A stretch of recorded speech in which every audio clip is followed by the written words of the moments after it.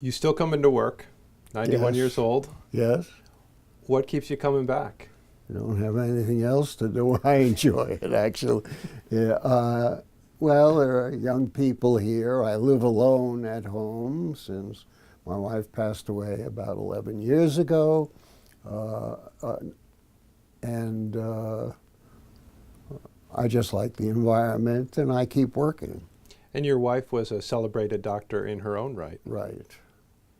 Tell She me was about. in obstetrics and gynecology. When we came to Rochester, we both had no guidance and there was no match. Today is the day of the match, as I told you. And we came here on a toss of a coin. The only two places where we were both accepted, the only two cities, we couldn't work in the same hospital. I was accepted here, and Ruth was accepted at Genesee Hospital. And we were both accepted to Minneapolis, I to the University of Minnesota, and she to Hennepin County. And she was in Wisconsin graduating there. I was in NYU graduating there because only an in-state student could be in Wisconsin.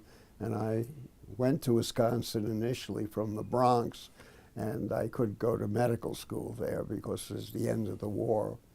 And she was in Wisconsin, I was in New York, and she said, well, let's just toss a coin and we'll go wherever the coin says, and we came here. No planning. Amazing. And I guess once you got here, what drove you to be so prolific in the literature part of this field? Well, I guess I started to write about my own experiences initially. I had never written much, and I was not a comfortable writer, but I had read the statement, and this has been sort of my guidepost. Francis Bacon, the English philosopher, said that reading maketh a knowing man, conversation a reading man, and writing an exact man. And I felt when you reach the stage that you'll put it down by pen and ink or the computer now, and it will be published, that it better be right. So I felt more comfortable eventually writing and publishing, really. Hmm. I can't imagine the amount of time you put into both surgery and writing. Where did that come from? I didn't sleep much. I've never slept much. I've been sort of an insomniac. When I did the book, I spent 4 hours a day, I'm sorry, 4 to 5 hours a day over the course of 3 years, just working on the book in addition to doing my other material. And that would be in the early hours of the morning. And then at one point, your wife told you to get a hobby. When I got tenure, which was a high point for an academician then, it no longer is because you can't get grant money. When I got tenure as an associate professor here, she said that I should get a hobby, and I said, go out and get me one. And her office was on Alexander Street, and just across the street was Gilby's bookstore, and she bought a secondhand book on cartography. I'm not sure whether it was 25 cents or 50 cents. She said, here, maybe this will attract your attention. I had never heard the word cartography before, and she was right. She probably knew me better than I knew myself. And it took. And just as I felt it important I wasn't collecting then, I was just enthralled by the field. And then I began to buy some maps Not expensive initially, but then relatively costly. For me, I had a minor salary at the time, and I started to write on maps, and having published the book on surgery, I was naive enough to think that I could publish the book on cartography, and it turned out that Abrams accepted it, and I can't express the fact that so much was due to chance. I mean, I was fortunate. I don't know. Well, it looks like you created a lot of your own luck. Well, I did the work, but I had a lot of good luck, right? Yeah. And I've continued to work on maps, American maps, prior to 1800. And you're linked with the Smithsonian, other cartography groups. I've been on Barbara Conable, whom I regard as the most significant Rochesterian I've ever met. He was the one who suggested that I could be on the National Museum of American History board of the Smithsonian, and that was very exciting. And I've been on the advisory board of the Library of Congress map section too. So, Because you didn't have anything else to do. well, no, I don't understand how you were able to do everything. well, I was fortunate. Yeah. Really. You've been around long enough to see this giant evolution in the treatment of cancer. Right. Do you find yourself optimistic in how much we can treat now? Or do you also find it frustrating that it still exists and it is still so serious? Well, about cancer, I'm optimistic and pessimistic at the same time, because most of the oncologists, cancer specialists will tell you it's not a single disease, and there are so many facets to it that you can't address a single facet and hope for a cure. Our chair of the past 5 years, who I think is outstanding, is invoking new therapy for cancer. Though he's a surgeon, he's doing immunotherapy, and I think he's on the forefront. I no longer can converse with the people who are doing the major research. It's a new field, period. Wow.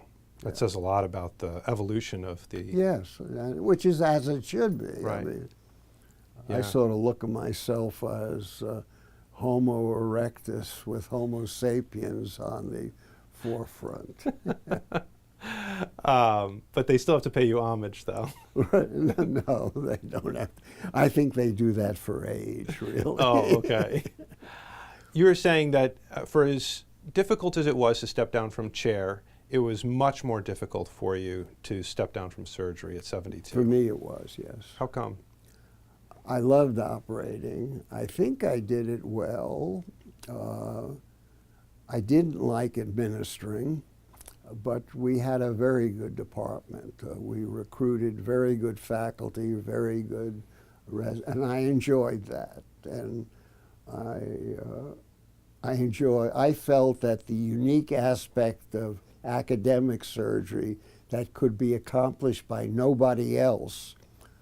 In other words, NIH could do better research than we could do.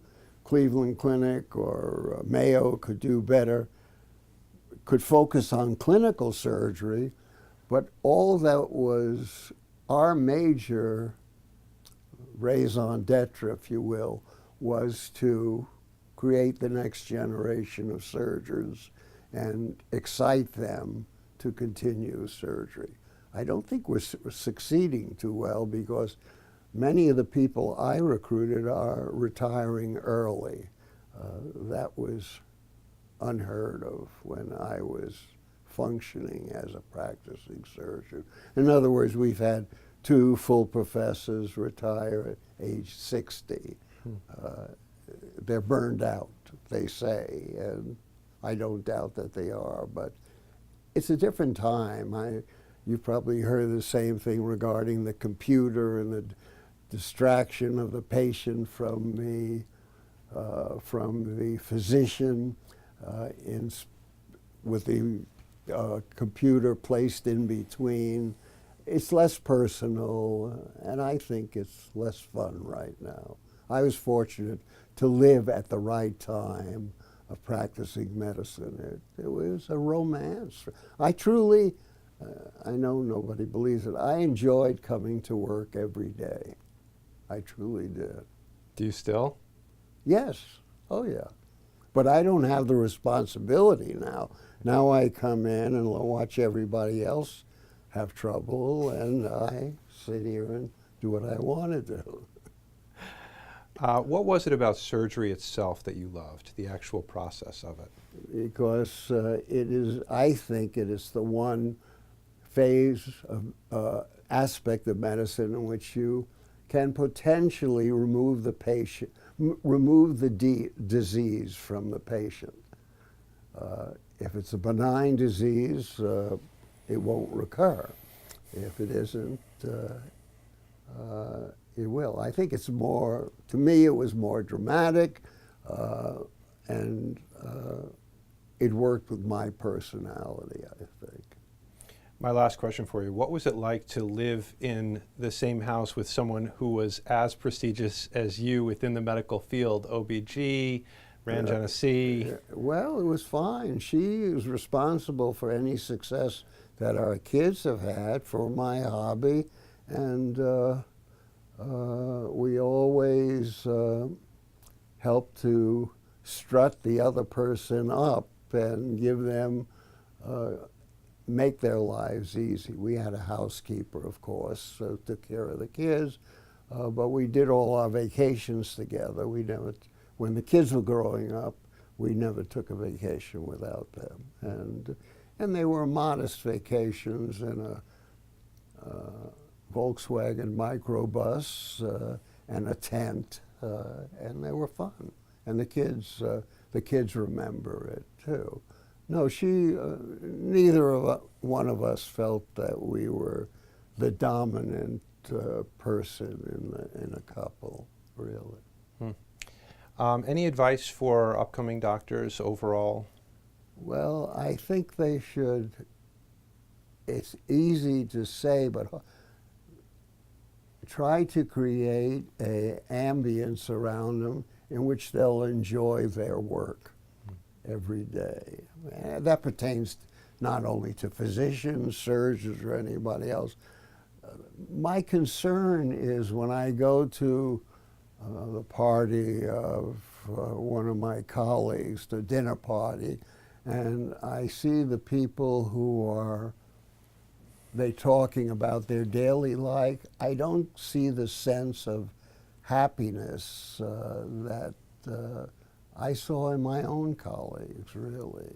As I said before, most of us were happy with our lot. It wasn't always happy, but the main element was happiness. And if I were to do exactly, if I were to had the opportunity to do again what I did, I would be totally content, really.